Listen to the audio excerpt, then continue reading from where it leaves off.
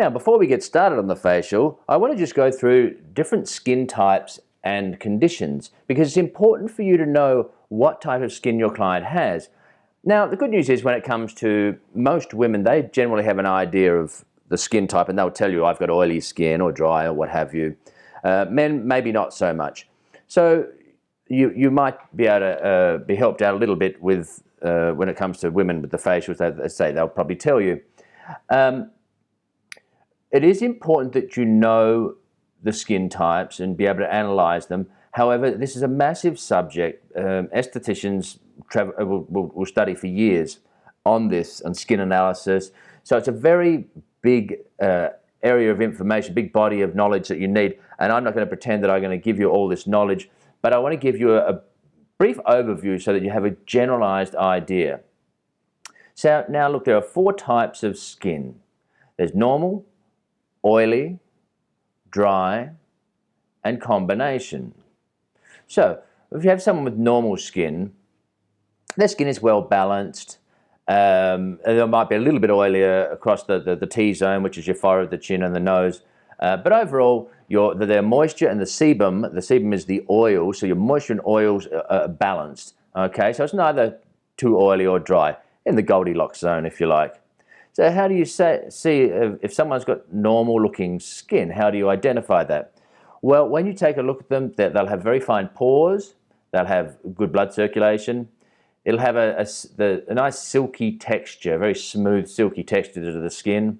It'll have a nice rosy color, not too red, there won't be sort of red blemishes, and their skin is not normally prone to sensitivity. So it'll be a well-balanced skin, and although even people with normal skin, their skin can become drier as they age. But as a rule, these are the things you look for when it comes to someone with normal skin. Now next we have oily skin. Now I talked about the balance with normal skin, being the balance between the oils, the sebum, coming from the sebaceous glands, the lipids, and the moisture content, because the oils from the sebum keeps the moisture content into the skin, so that's why it won't dry out. Now, unfortunately, with oily skin, you've got a heightened sebum production. Okay, so this will be an oilier skin. It will have blemishes such as acne, blackheads, whiteheads, these sorts of things. Now, there are a number of things that will trigger this overproduction of sebum. This could be genetic. There might be hormonal changes, medications, stress, and also some actual products that people might be using that cause these irritations. So they actually have got the wrong cosmetic product. So if someone comes in with oily skin, the way do you identify these? Their pores will not be fine like the normal skin. They'll have very sort of large, enlarged, sort of clearly visible pores. You'll be able to see the pores much more. They're not fine like the normal skin. They'll also have, because it's oil, it'll have like this glossy sheen to it. And it'll be more of a thicker and a more pale skin, and the blood vessels you might not be able to see so easily. Now, as I said, the oily skin is much more prone to blackheads, whiteheads, and various types of acnes. So these are the sorts of things you want to be looking for.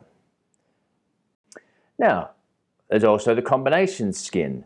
Now, as the name suggests, it's a combination of factors. It can be a little bit oily, as I said before, through the T-zone, maybe drier through the cheeks. So it's a combination, all right? So when you see someone that they might be a little bit oily through the nose area, through the forehead, might be drier, as I say, through the cheek area, okay?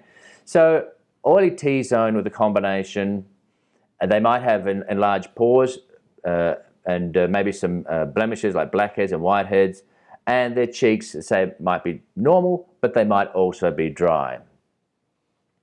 Of course, the reason they have a combination, because the oilier parts, as you know, with oily skin, a problem because of the overproduction of sebum, and of course, the lack of sebum in the areas where it's dry. And finally, we have dry skin, the 4th type of skin. So dry skin, as I've said before, is a lack of sebum, the lack of the oils. So then it loses that moisture in the skin, and that's why it dries out. It doesn't have enough sebum, enough oil. So we need that oil, the sebum, the lipids that will retain the moisture because your skin is constantly losing water, either through perspiration or through what's called transepidermal water loss, which is the natural way that our skin just diffuses around about 500 milliliters of water a day from the deepest skin layers. So there are various things that can affect dry skin. Now, but first of all, how are you going to identify dry skin? Well, obviously it's a little bit drier. Now, if just like the first stage of dry skin, you might just see it feels tight, it doesn't snap back, like it's not so elastic, it's a little bit brittle, looks a bit rough, and it might look a little duller. If you've got dry skin and then the next person has really very dry skin, then it can actually evolve into some sort of scaling or even flakiness. There might be sort of blotchy appearances. And as I say, there might be a real feeling of tightness in the skin, and they might have skin condition, might be itchy as well. You know, when your skin gets dry, it can get very itchy as well. And people with dry skin, they're going to have they'll be a lot more sensitive. You know, they might have irritation, risks of infections, and there might be redness. And if you can get someone with on their body for a really extremely dry skin, it progresses even further. Let's say the feet and the elbows. Then it'd be really rough. It can be chapped. It might even be cracks. It might be calluses, scaling, and again, they'll be generally really have areas of itchiness. Okay, so there you have it. The 4 types of skin, the 4 skin types: normal, oily, dry, and combination. Now, I suggest you have a look on Google it, check out different skin types. Maybe find a book if you want to get more into it, and but as you progress, you'll get a better understanding, and you'll get to know what to look for. When you start off, what I suggest you do is buy products or make products, and as you'll see in the course, I've got a lot of different recipes you can make, natural recipes for masks, for scrubs, that sort of thing, and you use the ones that are good for all skin types. So that way, if you're not quite sure, at least you're going to stay in that safe zone, because you've got products that are not going to do any harm, and but they'll still be beneficial to the client. So if you like, stick in that area with products that are good for all skin types, and are not going to harm people with sensitive skin.